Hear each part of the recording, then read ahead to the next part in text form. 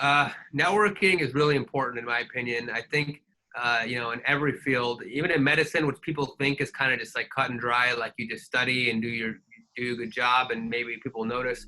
I think networking definitely can take you a long way.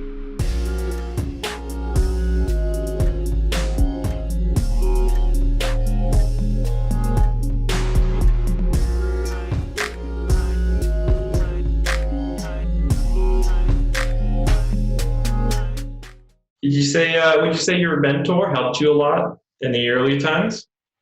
Sure, I had a lot of mentors. Residency, you have a whole team of mentors, really. So they definitely helped out a lot, and they all had their own style of teaching. Some of them were very stern and strict. Some of them were very nice and kind of nurturing.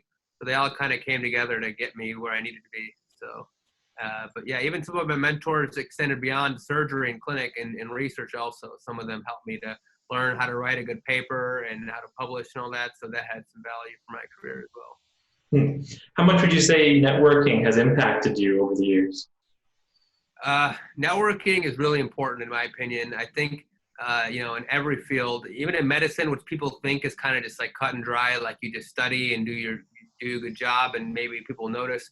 I think networking definitely can take you a long way, because that's just the way the world works. It's about making connections, and I think in small fields like ophthalmology, knowing people who are influential can definitely push you to succeed, especially if you're going for a competitive fellowship like retina. It helps to know people who can kind of write you a good letter of recommendation or make a phone call on your behalf. That stuff goes a long way.